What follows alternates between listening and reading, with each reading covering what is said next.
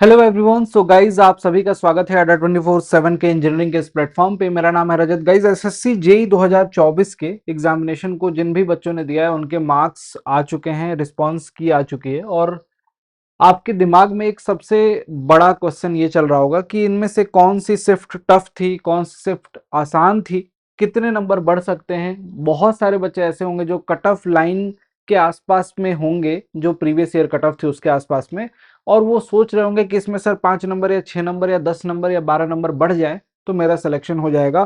कुछ बच्चे ऐसा भी सोच रहे होंगे क्या मेरे शिफ्ट के मार्क्स बढ़ेंगे या नहीं, या उतने ही रहेंगे। और कुछ बच्चों के मार्क्स थोड़े बहुत घट भी जाते हैं, 2-3 नंबर। तो उन सभी बच्चों को बस इतना बताना चाहूंगा कि अगर आपके मार्क्स बढ़ेंगे तो कितने बढ़ सकते हैं मैक्सिमम, और कौन कौन से शिफ्ट जो आई थी, आपका ये रिस्पॉन्स जो आया है उसके बिहाफ पे किसमें क्वेश्चंस ज्यादातर रिलेटिवली टफर देखने को मिले। मतलब कौन से टेक्निकल पोर्शन किस शिफ्ट में ज्यादा टफ था, किसमें नॉन टेक्निकल पोर्शन टफ था, किसमें ओवरऑल पोर्शन जो था ईजियर साइड में था। वो सारी बातें और आपसे डिस्कस करूंगा क्योंकि ये आप ही का आउटपुट है, आप ही का कॉल है।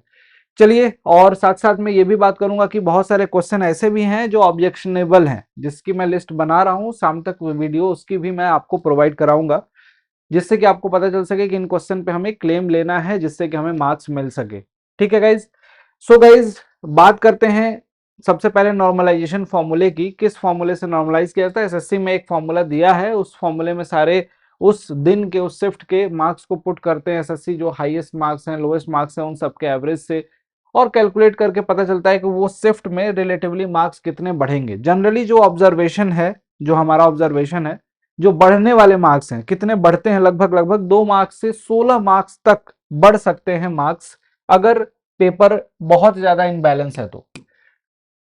2 मार्क्स किसी शिफ्ट में, किसी शिफ्ट में किसी बच्चे के 4 मार्क्स, किसी शिफ्ट में किसी बच्चे ने अगर अटेम्प्ट किए ज्यादा क्वेश्चन है, उस हिसाब से कितने नेगेटिव क्वेश्चंस किए हैं।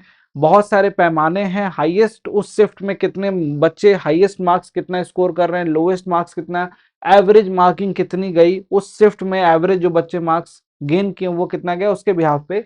तो यहाँ पे लगभग लगभग 2 मार्क्स से 16 मार्क्स तक भी बढ़ जाते हैं। यानी कि समझना ये है कि सपोज करो किसी बच्चे के नंबर होंगे 108, और इस बच्चे के अगर 10 नंबर बढ़ जाते हैं तो 118 नंबर हो जाएंगे। सपोज करो ये किसी कैटेगरी से था जिसमें 108 पे सिलेक्शन इसका नहीं हो रहा था, 118 पे इसका सिलेक्शन हो गया।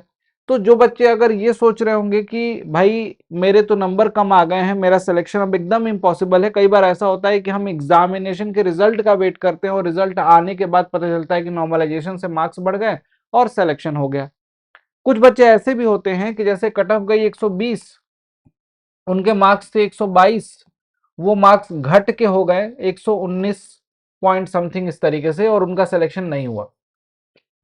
ये भी केसेस देखने को मिले हैं, ये भी केसेस देखने को मिले हैं। तो गाइज आपको ना बस इतना बोलूंगा कि चाहे आपका 5 को एग्जामिनेशन हुआ हो, 6 को मॉर्निंग में हुआ हो, या इवनिंग शिफ्ट में हुआ हो, या 7 को हुआ हो, किसी भी डेट में हो, सिविल इंजीनियरिंग अगर आपकी ब्रांच है, या फिर मैकेनिकल ब्रांच है, इलेक्ट्रिकल है, इनमें से किसी भी ब्रांच के बच्चे, सिविल वालों के लिए तो 4 शिफ्ट थी। 5 तारीख को एक शिफ्ट थी मॉर्निंग शिफ्ट, 6 तारीख को 2 शिफ्ट थी, first and last third shift, और 7 को भी एक शिफ्ट थी आपकी।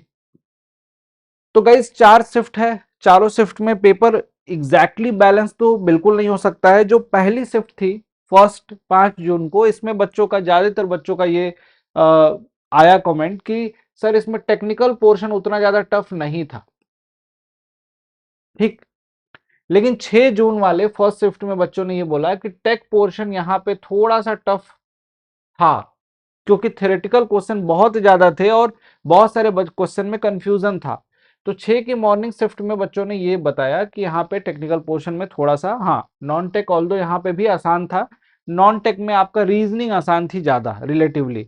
तो अब ओवरऑल पेपर को जज करना इस तरीके से बिल्कुल भी पॉसिबल नहीं है, आपको भी पता है। यहाँ पे एग्जैक्ट कितने मार्क्स बढ़ेंगे या घटेंगे वो तब पता चलेगा जब आपके आंसर की फाइनल मार्क्स आएंगे, यानी कि एसएससी के नॉर्मलाइज मार्क्स आएंगे, उसी के बाद पता चलेगा। लेकिन जो बात मैंने बताई आपको ओवरऑल, इस बात को समझिएगा। और हाँ, एक एक सिंगल क्वेश्चन इंपॉर्टेंट है, तो जितने भी क्वेश्चंस आपके गलत हुए हैं और उसका आंसर सही दिया होगा, मतलब आपने सही मार्क किया होगा और आंसर में मार्क्स नहीं मिले होंगे, उसके लिए ऑब्जेक्शन की जो डेट है उस डेट से पहले आपको ऑब्जेक्शन वहां पे करना पड़ेगा, उसको ऑब्जेक्शन कर देना ताकि वहां पे वो मार्क्स आपके जो इंक्रीज हो रहे होंगे वहां पे वो बढ़ जाएंगे।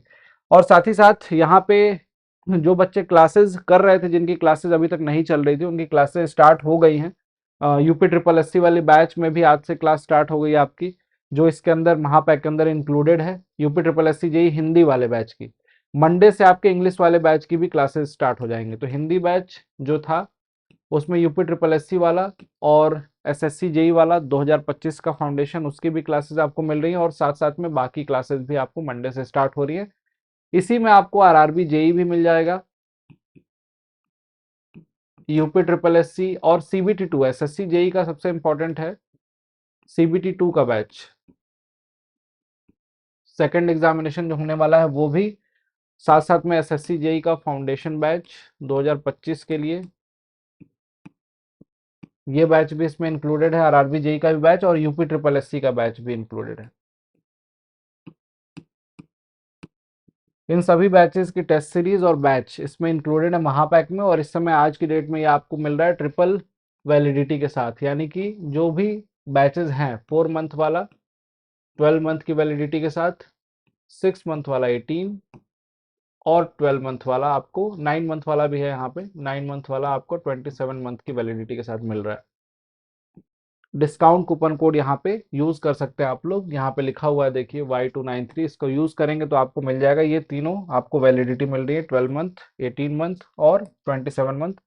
सारे बैचेस इंक्लूडेड हैं। प्राइस आपको चेक करनी है तो अड्डा 24/7 एप्लीकेशन पे जाके चेक कर सकते हो, डिस्काउंट कूपन कोड यूज करके मिनिमम प्राइस में आपको इस बैच में आपको सारी क्लासेस मिल जाएंगी।